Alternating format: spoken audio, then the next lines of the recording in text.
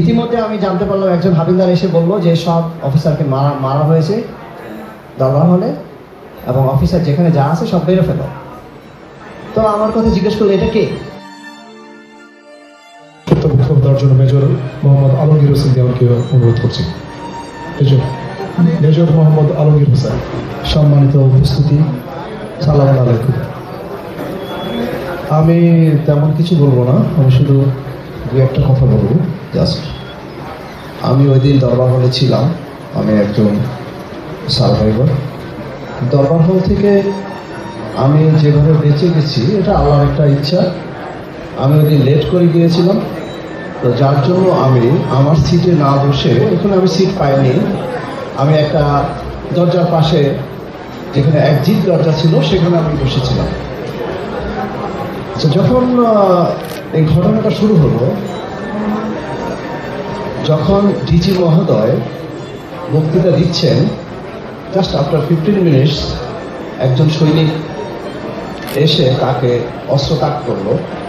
এটা সে একটা যুদ্ধা ড্রেসে ছিল। উনি অস্ত্র ধরে আছেন ডিজি মহোদয়ের বুক বরাবর, আর ডিজি মহোদয় কথা বলেই যাচ্ছেন। জাস্ট 20 to 30 মিনিটস পরে দুইটা গুলি হলো পাশে করিডোর থেকে, আর সব সৈনিকরা উঠে গেল।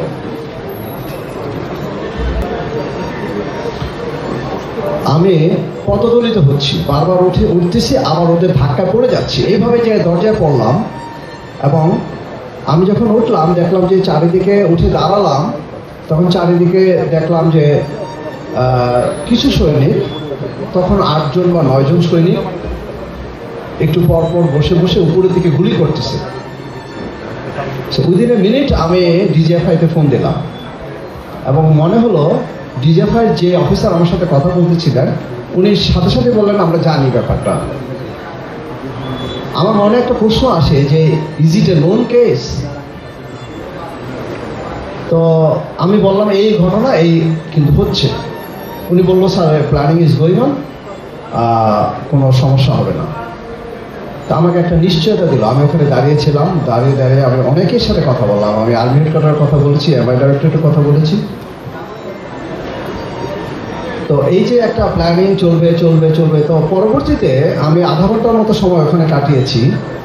আমি ভাবছিলাম যে বাই দিস টাইম কোনো একটা কিছু হবে, সেনাবাহিনী আসবে, এটা একটা সুরাহা হবে। ঘটনাটা কি আমি নিজেও বুঝতে পারিনি তখন, এইভাবে যে একটা কিলিং হবে এরকম কোনো কিছু আমার মনে হচ্ছিল না, মোটেই না।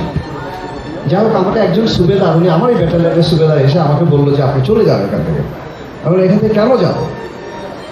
অফিসারদেরকে যে সৈনিকরা মারবে বা তারা যে আমাদের বুকে গুলি চালাবে, এই ধরনের চিন্তা ভাবনা আমার মোটেই ছিল না। কিছুক্ষণ পরে উনি আবার এসে আমাকে ধাক্কিয়ে বের করে দিলেন। আমি কেয়ারলেসলি আমি হাঁটতে হাঁটতে আমি ঢাকা সেক্টরের দিকে গেলাম। তো ওখানে যাওয়ার পরে দেখলাম যে ইতিমধ্যে সৈনিকরা সবাই যে, তখন কিন্তু আমি যখন বের হলাম তখন মাত্র 10-12 জনের কাছে অস্ত্র ছিল যারা উপর দিকে ফায়ার করতেছিল। ইতিমধ্যে সমস্ত সৈনিকরা যা অস্ত্র নিয়ে আসতেছে, অস্ত্র নিয়ে দৌড়ে আসতেছে, এবং তখনও 50% প্রায় 2000-এর মতো সৈনিক ছিল সেখানে। তো তখনও 50%-এর কাছে অস্ত্র ছিল। এরপরে তারা যে আবার অস্ত্র সবাই নিয়ে আসছে। তো ব্যাপারটা হয়তো বা প্রাথমিকভাবে অল্প কিছু লোকের মধ্যে এটা সীমাবদ্ধ ছিল, পরবর্তীতে ব্যাপারটা ছড়িয়ে গিয়েছে। যাই হোক, এরপরে আমি চলে যাওয়ার পরে আমি আবার বেরিয়ে আসি, তখন আমাকে গুলি করা হয়, আমার মাথার উপর দিয়ে গুলি চলে যায়।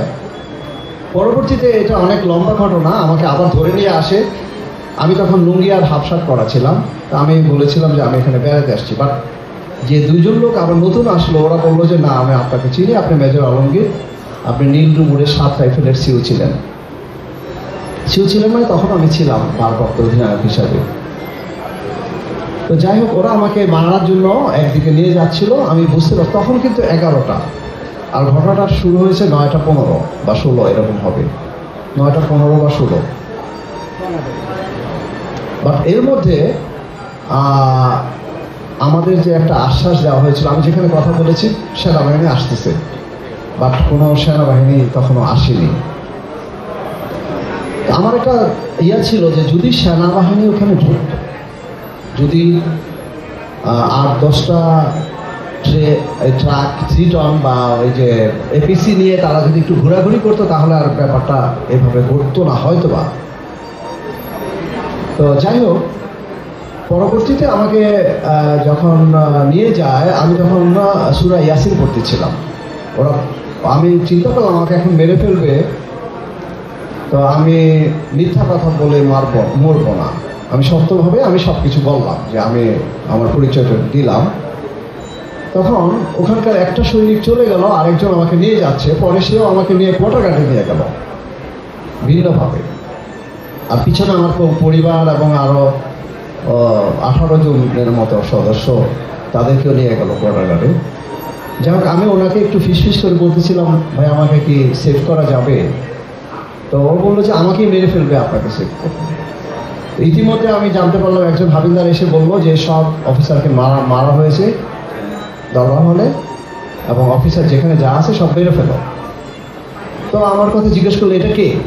তো ও বললো যে না, এটা সেনা অফিসার না, এটা বেড়াতে আসছে। কীভাবে যেন কি আমি বলছিলাম না, এই সৈনিকটাই ঘুরে গেল। তো আমাকে এরপরে কোয়ার্টারঘাটের ভিতরে বললো আপনি যে বসে থাকেন। তা আমি আমার ওয়াইফের একটা ওড়না মাথায় দিয়ে ভাবিদের পিছনে বসেছিলাম। ওখানে একজন অফিসারকে মারতে মারতে নিয়ে আসছে, তার রক্তাক্ত শরীর। উনি ছিলেন লেফটেন্যান্ট কর্নেল আসিফ আব্দুল রউফ। আরেকজন অফিসার পিছনে লুকিয়েছিল।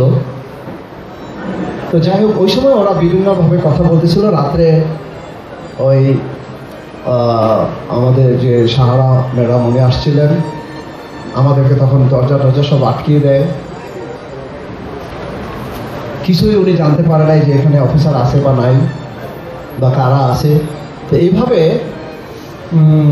পরের দিন আমরা আমাদেরকে তখন তারা জিম্মি করে রাখে এবং বলে যে তোমরা বলে দাও সেনাবাহিনী যদি ঢুকে তোমাদেরকে মেরে ফেলবো। তা আমরা ফোন করে বললাম যে আমাদেরকে একটা রুমের মধ্যে জিম্মি করে রেখেছে, সেনাবাহিনী যদি ভিতরে ঢুকে তাহলে আমাদেরকে আগে মেরে ফেলবে। যাই হোক, আমার কথা হলো যে আমরা সঠিক তদন্তটা চাই, এটা বিচার হওয়া উচিত। এখন তদন্ত কমিটি গঠন করা হয়েছে, তাদেরকে সবাই আমরা সাহায্য করি, যে যা ইনফরমেশন পায় যদি আমরা দিতে পারি, সঠিকভাবে যেন তথ্যটা বেরিয়ে আসে কারা করলো। আমার এটাই একটা যে আমাদের যারা শহীদ পরিবার আছে তাদেরও একটাই দাবি যে সঠিকভাবে একটা তদন্ত হোক, সত্যটা বেরিয়ে আসুক এবং সঠিকভাবে একটা বিচার কার্য হোক। ধন্যবাদ সবাইকে। সালাম আলাইকুম।